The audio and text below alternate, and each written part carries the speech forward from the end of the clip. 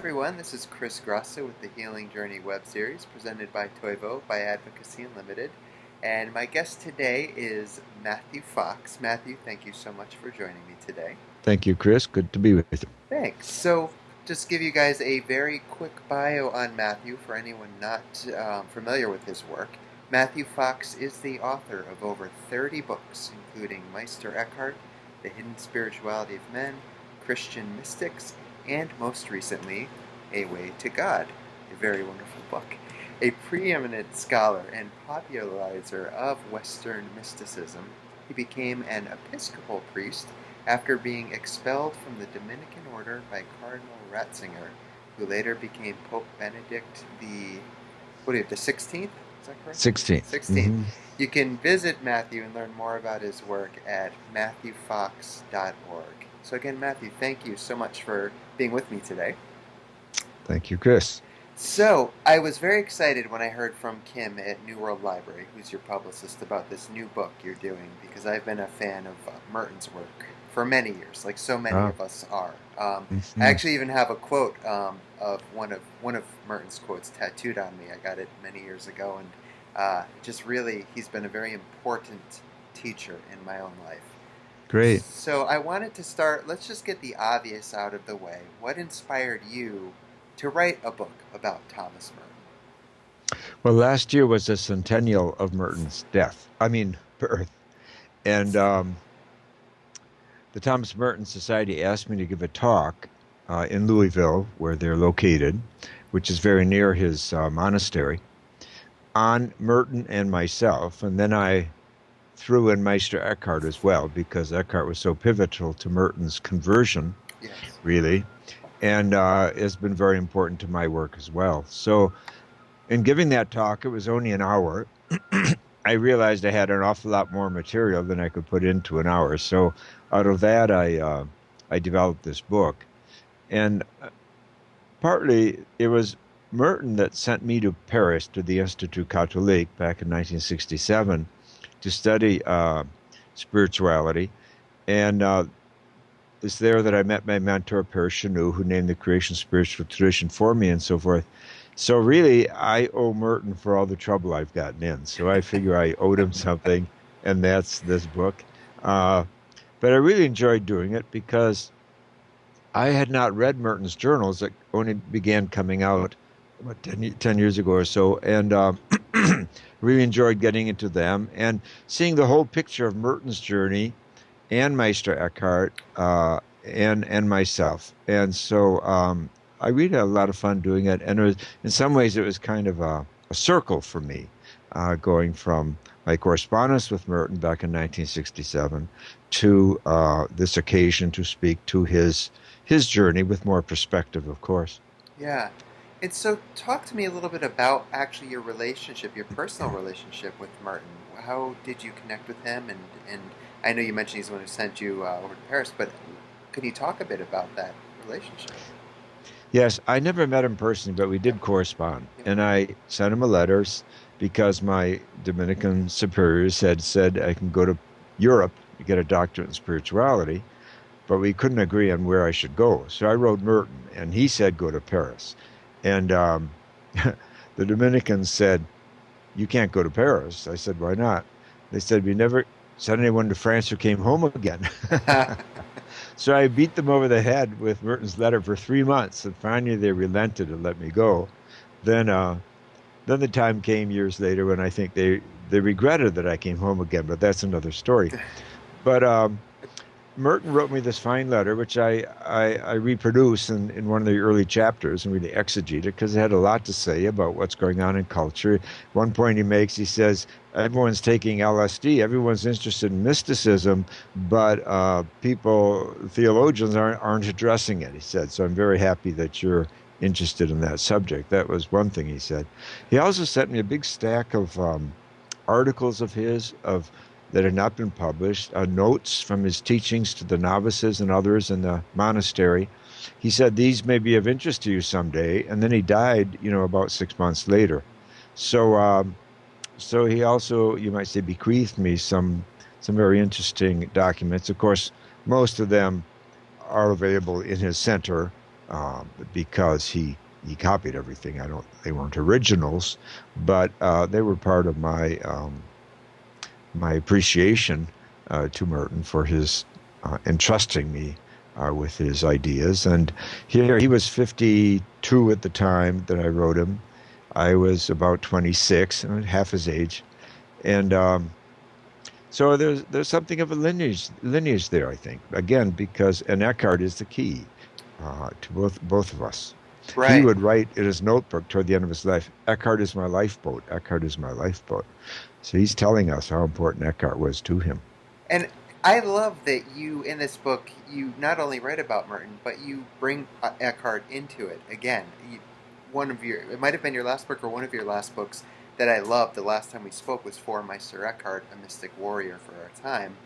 And so, again, you bring him back in, which is wonderful. So, can you talk a little bit about that connection between Merton and Eckhart?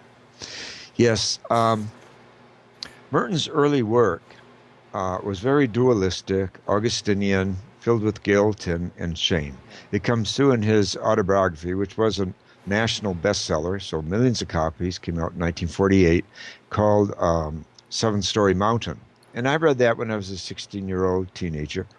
And, it affected me like it affected a lot of people before and since, because he is very articulate. He's quite an artist in his writing.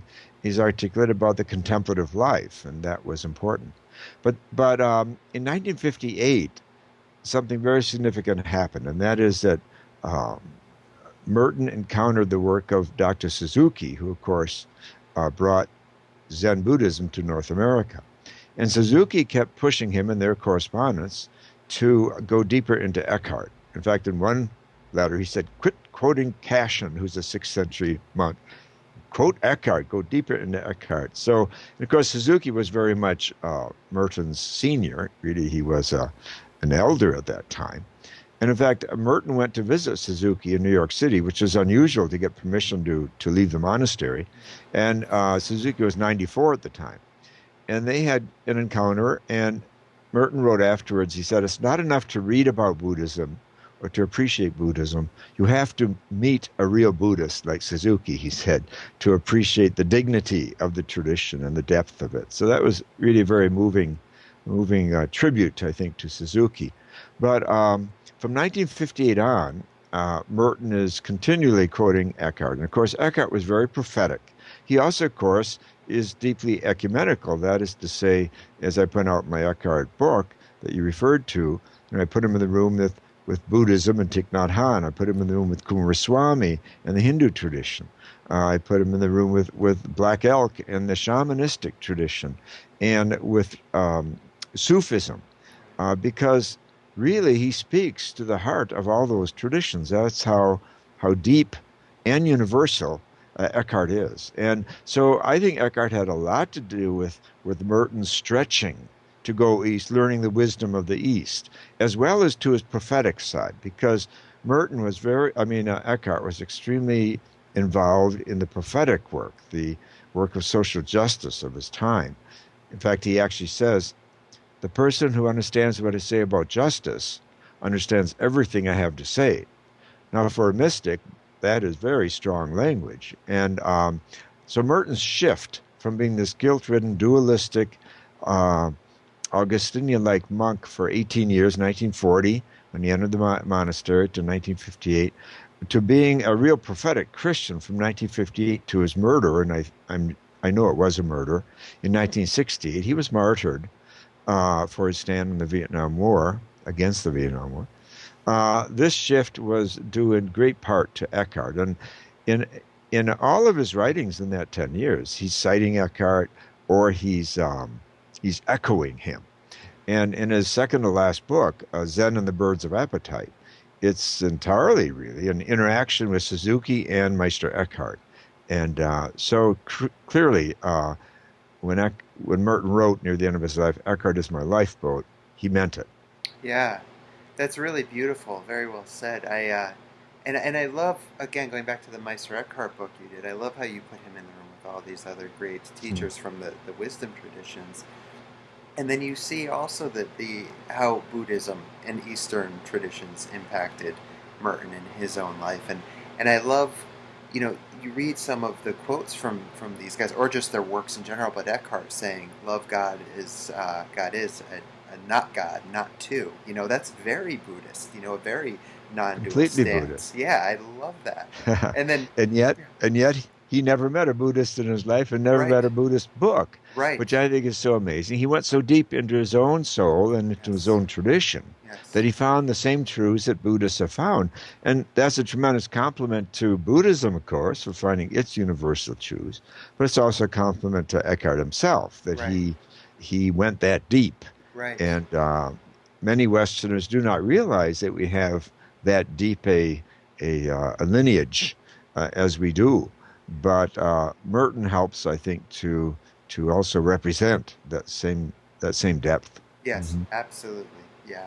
So you'd mentioned earlier you were talking about creation spirituality, which I know you write about. You say it's both a tradition and a movement celebrated by mystics and agents of social change from every age and culture, and again called creation spirituality. So can you elaborate a bit further on that? I know there's 12 principles you write about it, acknowledging. Can you talk a bit about creation spirituality? Well, creation spirituality is the oldest source in the Hebrew Bible. It's the J source, the very first writer in the Hebrew Bible. It's also the tradition of wisdom literature in the Hebrew Bible, which scholars now agree was the tradition of the historical Jesus. And the wisdom tradition actually came late in Judaism, but it followed on the demise of the prophetic tradition. So it actually inherits the prophetic uh, uh, preoccupation with justice and compassion. One of the famous lines in the Hebrew scriptures is that wisdom befriends the prophets. So it's a prophetic tradition and a wisdom tradition, and it's about finding God in revelation in nature, not just in the book, Right. or if you will, in the book of nature, not just in the book that humans put together. So many scholars believe that Jesus was considered illegitimate in his village, therefore he was not allowed into the synagogue on the Sabbath, therefore he went out into the nature to pray. And of course, we know that he spent several years as an adolescent um, uh, studying with John the Baptist in the wilderness. And by the way, the wilderness in Jesus' day, Judea, uh, included lions. It was really wilderness. So this is tradition in which Jesus comes, and it is a feminist tradition. Wisdom is feminine in the Bible and all over the world, and it cares about cosmology and nature, and it's about creativity and playfulness, like Proverbs 8 says that wisdom plays with God before the creation of the world. Um, and it's the tradition of the great mystics that I've been trying to uncover for 45 years. People like Hildegard of Bingen in the 12th century, Francis of Assisi, who came right after her, Thomas Aquinas, Matilda Magdeburg, Meister Eckhart, Julian of Norwich, who follows Eckhart, and Nicholas of Cusa, about whom the late physicist David Bohm says, I owe more to Cusa than I do to Einstein, which is a pretty big mouthful from Yeah. a late 20th century physicist. Right. So I think creative spirituality really speaks to the issues today, including, of course, ecological devastation and peril, because it is about the sacredness of nature and the revelation of God through nature. Right. And that was Eckhart's tradition, and it became Merton's tradition too. Also, it's very Celtic. Merton had Welsh. One side of his family was Welsh, which is Celtic, and he acknowledges that how much he inherits from the Welsh lineage, and so it's obviously it's universal to the extent that any religion honors nature as sacred and as a source of revelation. Then they are all in some way playing in the sandbox of creation spirituality. Yeah, that's really well said. It's making me think of actually the teachings on Panentheism, which I learned about actually through your work years ago. And you're mentioning nature, and I'm thinking of the transcendentalist writers like Whitman and Thoreau that also had their beautiful nature mystic experiences. But as you talk about in these teachings, how God is quite literally in all things, as all things are quite literally in God. It is a completely non-dual experience. Exactly. And that is the heart of panentheism. You've got it. And to me, panentheism is the mystical view of the world. And just to cite one person, Mechtilde Megerberg, the 13th century Beguine, member of the Beguine movement, which was the women's movement of the 13th century, she says, the day of my spiritual awakening was the day I saw and knew I saw all things in God and God in all things. So it's like a fish in water. The fish is in the water is in the fish. And often the fish doesn't realize that. Right.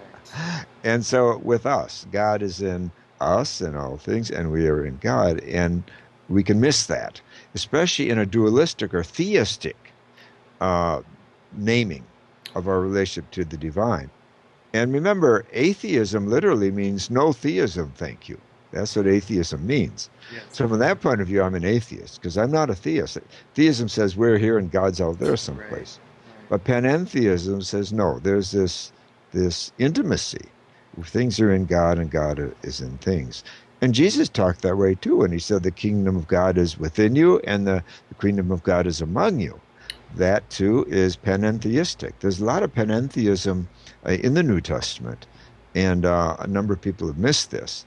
But and John deals with it when he talks about the Christ saying, I am the vine, you are the branches, and my Father and I are in you, and you are in us. This panentheistic language. Yeah, and I love that, to go back to the teachings of the East, Buddhism, for example, we have these teachings of emptiness, which are often Mm, misconstrued as a nihilistic teaching, mm, whereas all it's saying is it's empty of this illusionary separate self that we believe we are. And that very much to me is saying the same thing as God is in all things are in God. The language is different, but when you have the experience, whether it's through the Christian lens or the Buddhist mhm. lens, when you have that experience, there is no more lens at that point. Huh. You see right through this illusion of self, and you recognize there is no subject and object. It literally Mm, is one dance unfolding mhm. in a most beautiful way, really. So, Well, that's right. And remember, the word for spirit in not only in the Bible but in most languages around the world is the same as the word for breath. mm, So breath is in us, but we're also in breath. yeah, Scientists say that you look at the sky and see blue. Um, that sky, the blue sky, is in us. We're breathing the sky. yes, And so once again, it's the question of what do we see. And you see the effects of breath, obviously, like you see the effects of wind, but we don't see wind. We don't see breath. It doesn't mean it doesn't exist. right, So that's how spirit is. And then when it comes to mindfulness and emptiness, how can you be mindful uh, without being mind empty? yes, So the emptying is important and that's what the mystics call the via negativa, the emptying. right, And that's done in meditation. It's also done in suffering. yeah, When we lose the great experiences of loss in our lives are emptying experiences, and they can, in fact, grow our soul for us if we see them in that context, and not just in the context of zeroing in on what we lost. Eckhart says that he says if you're robbed of say 50 shekels or something, um, uh, don't meditate on those 50, meditate on what you still got left. Otherwise you're just going to go into a pitfall of depression. You see that we have to meditate on what is and what is not to kind of find that balance of yeah, emptying and filling in our lives. yeah. So I know we've already kind of started this conversation, but I wanted to ask you about the title, A Way to God. But before we did that, like I said, we've already talked a little about this, but God is obviously, or can be obviously, a very loaded word for some people. Hmm. Um, and I like where our conversation has already been going with kind of laying aside this dogmatic idea of a God, not something that's separate. So before we get into the actual title and why you named it, I'd like to explore a little bit further with you this idea of God through the lens through which you write about God. Hmm. Well, Eckhart would agree with you that God is a loaded word, and that's why one of his lines is, I pray God to rid me of God. Yes. One of his more memorable and radical Yes. lines, you see, that we have to, that's part of the emptying, isn't it? We have to empty ourselves of our language for God, and for everything, including ourselves, uh, because it is that letting go that allows us to sink deeper and to taste and realize. And so Eckhart has a very well developed apophatic divinity, which is the understanding of God as nothingness. Eckhart says God is super essential darkness, who Mm-hmm. has no name and will never be given a name. So that's the emptying. How different that is from American culture that puts in God we trust on every coin and dollar bill and MX missile that we put into the world. You see, it is such a reductionism on divinity to think that we can control it and label it. So being able to let go of our projections on God, which is what really letting go of, is a very important part of growing up spiritually. And sad to say, many people do not grow up spiritually, and God for them is kind of like a Santa Claus in the sky or something. Um, there's a personal and an impersonal dimension to divinity. And in the West, we tend to over personalize it, I think. Um, and we have to let the mystery be a mystery. And that's what the mystics call the via negativa, the um, the super essential darkness of God, the utter mysteriousness that gives it God no name at all. But on the other hand, we also experience God as light and as beauty Right. and as justice and as creativity. Our work of creativity is the work of the Spirit, just like Thomas Aquinas says, the same Spirit that hovered over the waters of the beginning of creation hovers over the mind of the artist at work. It's a beautiful affirmation of our, and we're all artists, of our powers of creativity, that we are um, carrying on the creative work of the Spirit that launched the whole enterprise that we call the universe. And so, so I think there are many faces to divinity. Uh, and there's justice, there's beauty, there's creativity, there's nothingness, there's silence, and there's light as well as darkness.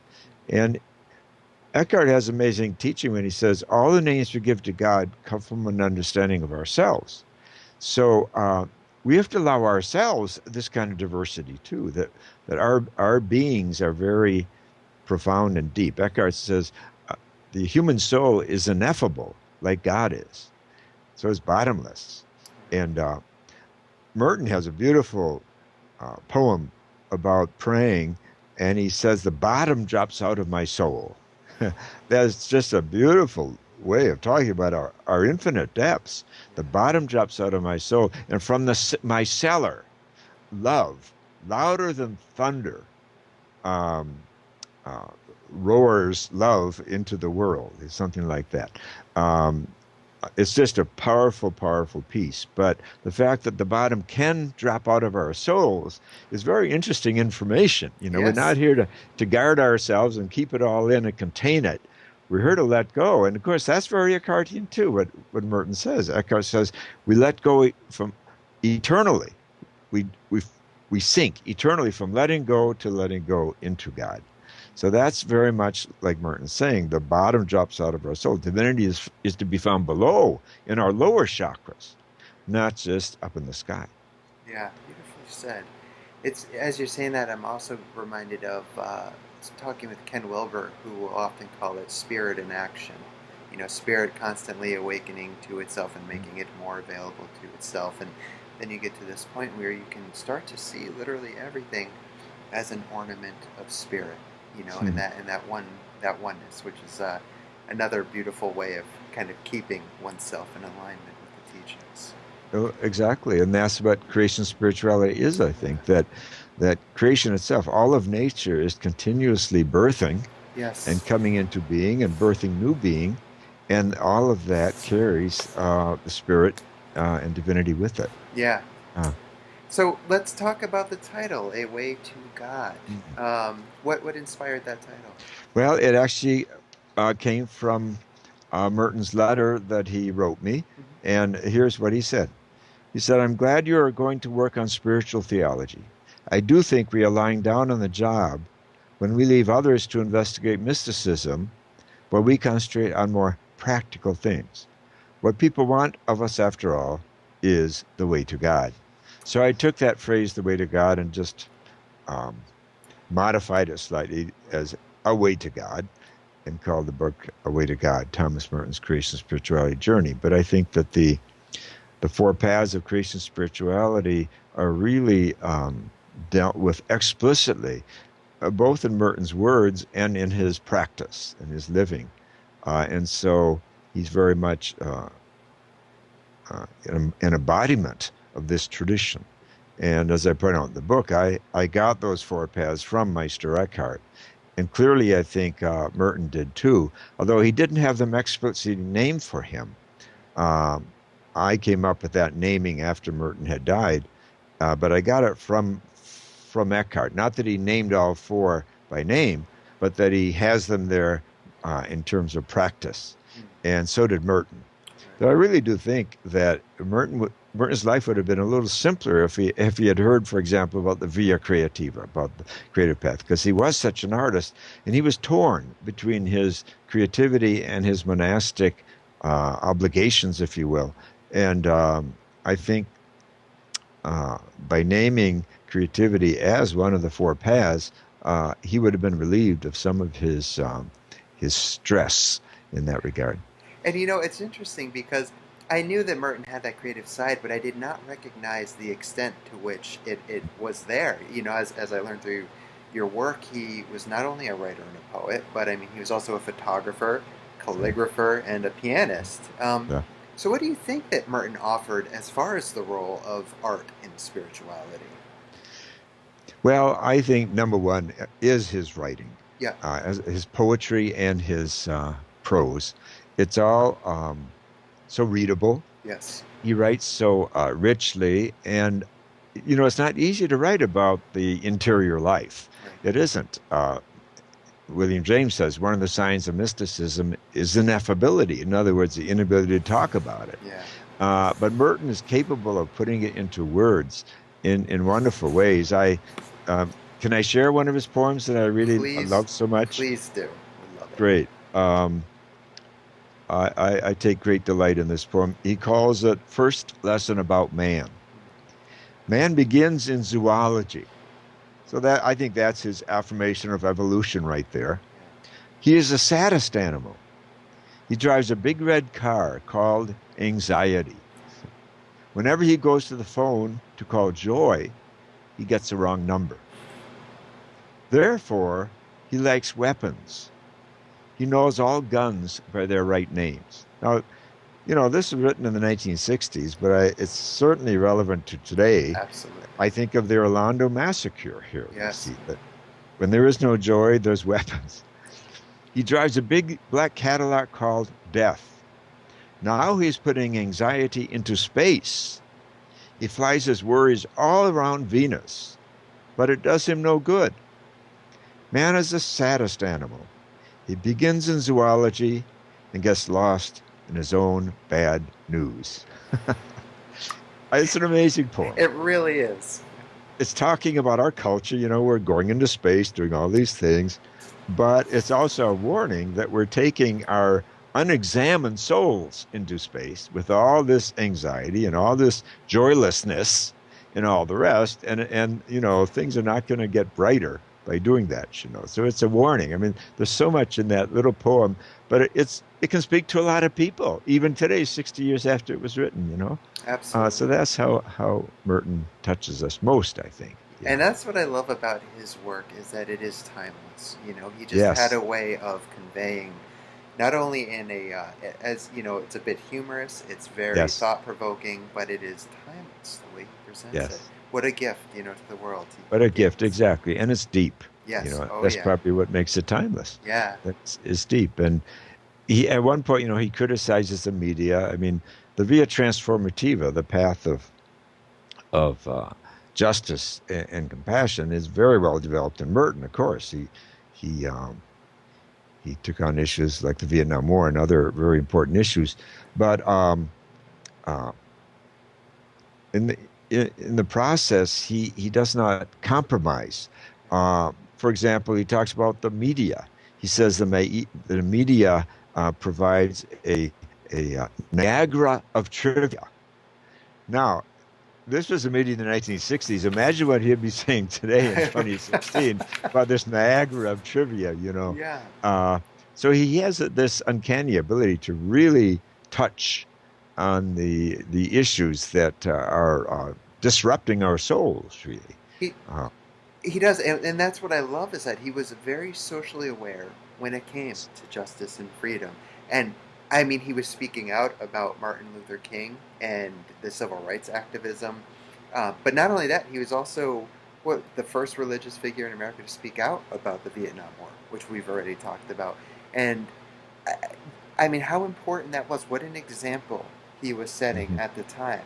So I know you were starting to chat about it, but I would love to hear more about, what are your thoughts on Merton's perspective when it comes to justice and freedom? And let me also point out, he was Yeah. very critical of religion Yes. and of Yes, he was. fundamentalism. Yes. What he talked about the marriage of empire and religion, and he Yes. said how this is the destruction of religion. Um, and even his own monks at a Easter mass, the Easter before he died, he preached, and he talked about how many Christians, including the monks, are worshiping a wax-like Christ and an idol Yeah. instead of the real thing. So he didn't spare his own order, his own community, or his own religion when it came to criticizing. So his criticism was not just about culture; it was also about his own religion. And I think that's very important. That he was self-critical also, and he talked about his own shortcomings a lot. Um, so, and of course, he was mentor to Father Philip Berrigan and his brother Dan Berrigan, who died just last month at 94 years of age. And of course, they were activists who went to jail a number of times uh, because they'd done nonviolent protest against the Vietnam War. He was close to Dorothy Day, who went to jail countless times, and so they came to him for advice and for succor, a spiritual succor, if you will, and that's no doubt why he was on the watch list of the FBI and the CIA, and they were intercepting his mail and phone calls at the time, even though it was against the law to do so. It was what they had done to Martin Luther King Jr. also, of course, and both Martin Luther King and Robert Kennedy and Merton died uh, uh, the same year, 1968. And there's really a lot of evidence now that Merton was murdered, and because of his stand in the Vietnam War. And his last talk, delivered 3 hours before he died very suddenly, was called Karl Marx and Monasticism. Now, this was not the most prudent topic for a talk in 1968 in Southeast Asia. He was in Bangkok. Um, After all, that was the height of the Vietnam War. Now, I've spoken now to 3 CIA agents who were there at the time, and I asked them, did you guys kill Merton? And one of them said, I'll neither affirm it nor deny it. The Wow. second one said, we were wallowing in cash at the time in the CIA in Southeast Asia. There was no accountability whatsoever. He said if even one CIA agent felt Merton was a threat to America, he could have had him done in with no questions asked. Wow. The third one said to me, and this person I met after the book came out a month ago, he said, yes, we killed him. And he said, the last 40 years of my life have been trying to cleanse my soul from what I did as a CIA agent for 3 years in Southeast Asia. So I think there's no question Merton died a martyr to the peace cause. And I think that's just more of the richness of the man that that he paid an ultimate price for for his prophetic voice and action. It's nothing short of tragic. As you're talking about that, I'm thinking of Ramana Maharshi, and here's a person who died from cancer, and Mm, uh, the tragedy in that to me was that had he taken a little better care of his body, he could have lived mm, a bit longer and continued to mm, share some more teachings with the world. mm, Whereas with Merton, it wasn't by choice; it was murder, and I can only imagine had he lived longer, what else and not that he didn't bring a yeah, plethora of great things to this world, but imagine what else we could have been graced with. exactly. Because he died so young. Yeah, 53 is so yeah, young. And he was at the height of his powers, if you will. And he was planning on going into a more hermetical world of more solitude after he came back from Asia. But there have been so many issues since 1968 when he died, that I wish he had been here to help us to discuss and debate. right, So we lost so much. On the other hand, he had intimations that he was going to die young. really, Yes, he did. And furthermore, his work ethic was so profound. He worked so hard. I mean, he published 60 books. Uh, Not all of them were real long or anything, but that's a lot, and a lot of articles. But also, he had tremendous correspondence going. He had correspondence with Pasternak, with Jacques Maritain, with all kinds of poets from Latin America and so forth. Um, he was busy with the art of friendship. And Joan Baez came and did picnics with him on the grounds, and a lot of other people. He was unbelievably productive. And yes, we realized his letters were not email or even by computer; they were right, on a typewriter. yeah, The guy I think, got very little sleep because he also had his responsibilities as a monk to be praying in the middle of the night and so forth. yeah, And so I think part of his intuition was that he was not going to live a long life. And so he wanted to, you know, get the work done before he left us. And he writes several times about even his visions of dying young.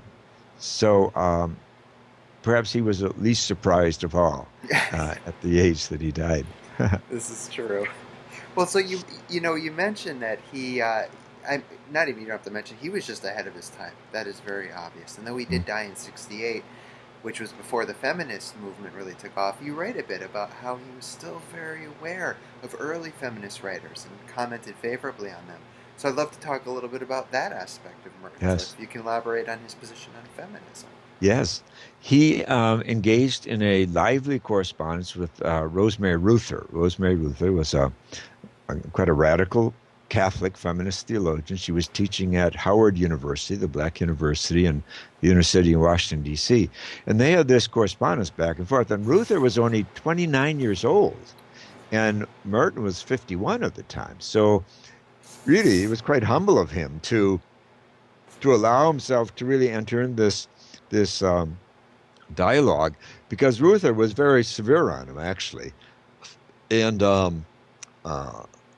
but he took it. He took the criticism, and they engaged in an important dialogue, and so that's just one sign of his openness. Um, he also, of course, was right on the button when it came to Rachel Carson's book Silent Spring. You know, the book that people say launched the ecological movement. That Rachel Carson was fired from her job as a scientist in academia for that book. And they said this is an hysterical woman. She's worried about bunnies and trees. And Merton, on the other hand, did the opposite. He wrote immediately. He read the book. He wrote her a several-page letter saying, "This is really an important book. Because of your work," he said, "we're going to cease using DDT on our monastic farm," and so forth. He went on and on about it. So it's just what you said. He was so alert to what was happening in the culture, but he had the spiritual discernment to realize what was really important. The women's movement was one of those things. As you say, it was just kind of getting off the ground, and he was there. And it wasn't just Luther, but other feminist theologians that he was reading, or philosophers that he was reading. And and he was there, as I say, when the ecological issue came up. And of course, he was there, as you said, regarding Dr. King, but also Malcolm X. He was also supportive of Malcolm X. And both of them were very controversial in the early 60s when Merton was writing about them. He did not wait for King to become a hero or something. And of course, remember, King died um, the year that Merton died. And so it was more after his death, which is so often the case with prophets, Yes. that King became a heralded figure, if you will. But when things were rough and tumble, Merton was there supporting him. And so, yeah, he had this great, what I'd call moral intuition. And he was there to respond to the real um, goings on of the times. And of course, in the 60s, there were some very significant moral movements that were going on. Yeah. Uh, he talks about landing at the University of Santa Barbara when there was a lot of protests because of the youth protesting education that in the late 1960s. And one of the leaders of the protest was a Frenchman, actually. And he asked Merton, well, who are you? This old guy in the room, you see, all these ranting and raving young people. Merton wasn't speaking, he was just there. And Merton said, well, I'm a monk. And then and the leader said, well, I'm a hippie and I'm a monk too. And so they got into a dialogue about what hippies and monks have in common. Right. They're both counterculture. Right. Right. Well, so speaking of counterculture, I mean, obviously Merton has impacted your life deeply. You know, he was a rebel for sure. And then, you know, you in your own right, I mean, being expelled from the Dominican order is no small accomplishment. So I'd love to hear more about the impact that Merton has had on you personally in your life and your work and what you do. Well, as I say, I read him when I was a teenager, and I was inspired by his vocation, Yeah. his vision, the contemplative life. Um, and I certainly read him through the years because I noticed that I quote him in a lot of my works, my book Original Blessing, for example, Yeah. and I dedicate my one of my early books to him and Rabbi Heschel. By the way, he was a close friend of Rabbi Heschel and of Rabbi Zalman Schachtner too, who visited him several times in the monastery. Mm. Um, but I did not rely heavily on Merton as a theologian. Why not? I was suspicious, frankly, of what I call the Merton factory or the Merton industry.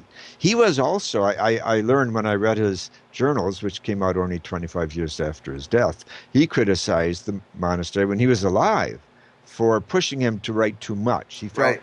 he was being used actually to make money for the monastery.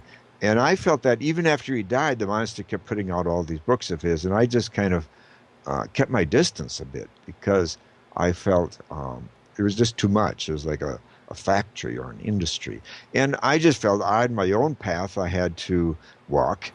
And that's one thing that I really like, reason I like doing this book, because in a way I'm not only talking about Merton's circle of his journey, but my own and how our circles have intersected. Because as I say, the creation spiritual tradition that has so uh, been my work for 45 years, ever since it was named by my mentor, Père Chanou, French Dominican in Paris, where I studied.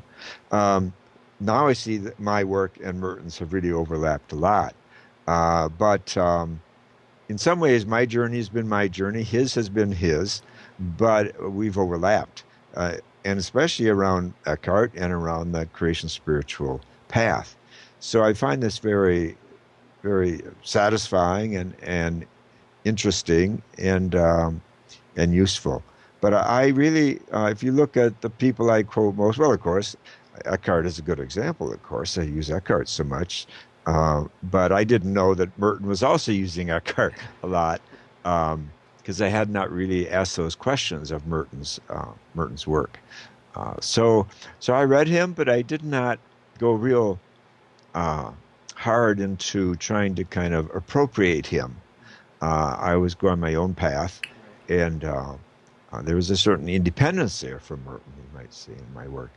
But here, toward the end of my life, I'm seeing how much overlap there was, and I'm discovering things. For example, I learned in reading his journal that he praises Chenu, my mentor, time and time again. Chenu is very important to Merton because it opened up the whole political. See, Chenu was a great historian, and he talks about the end of the Constantinian era. Chenu was silenced. He was a Dominican too, like I was.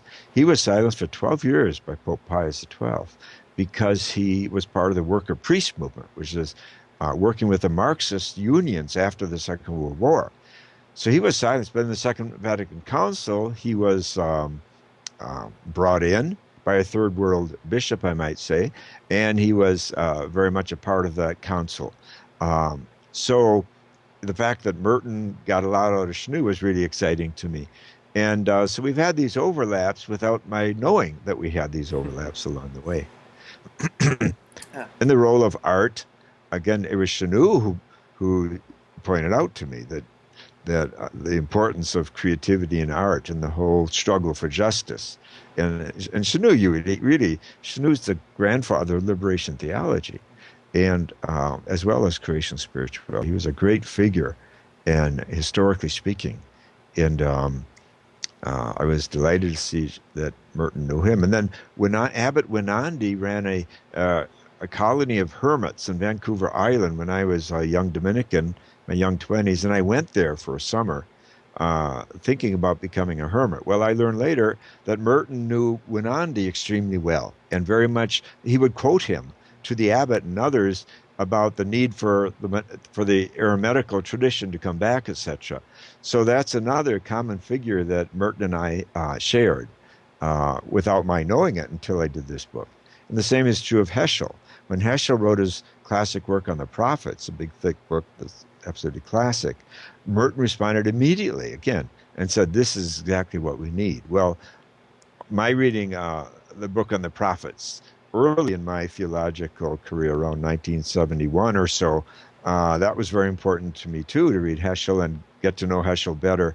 And it turns out Heschel and Merton were very close. So we've had these intersections with common teachers, you might say, that I didn't know about till I wrote this book.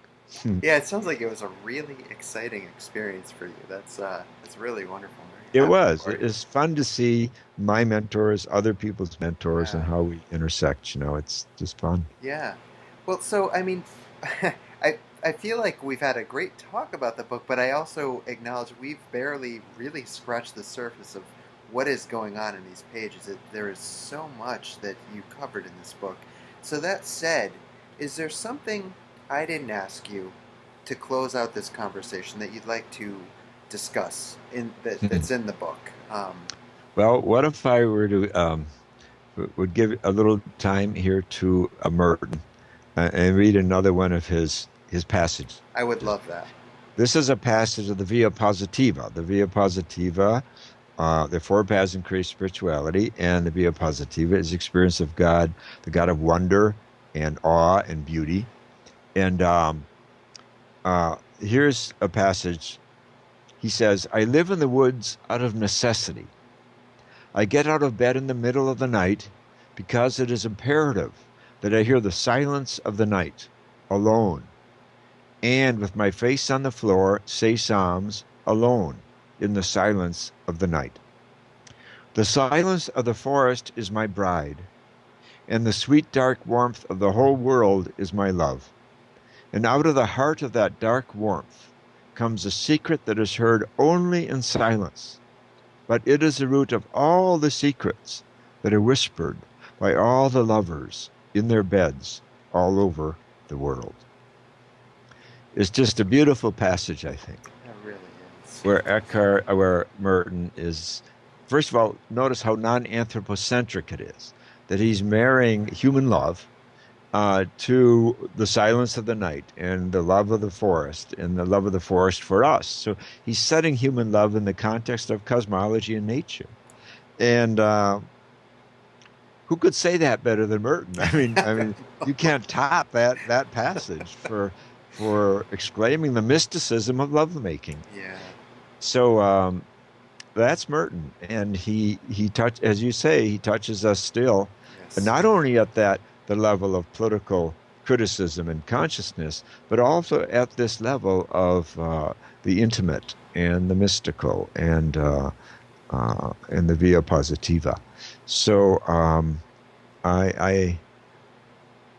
I'm grateful to Merton for his articulation of what a spiritual journey really is, Yes. and he covers the depths and what Heschel called the recesses of our existence, and what I call the four paths of creative spirituality. He touches them in with beauty and with words that awaken us and that are memorable. So I'll always be grateful. As will I. And, Mhm. and I'm grateful to you for this wonderful work, and I'm sure that it will bring even more um, interest towards Merton's offerings to the world. So thank you very much, Matthew, not only for your time but for writing this book. I'm sure it'll be a gift to all who read it. Well, thank you, Chris, for your intelligent questions and conversation, and for having a program like this that allows us to talk about things that matter, like Thomas Merton. I do what I can do. Well, Well, Matthew, that's thank you. important. Have a very nice day, and again, thank you so much for your time. Greatly You bet. appreciated. Be well. Thank you. Bye now.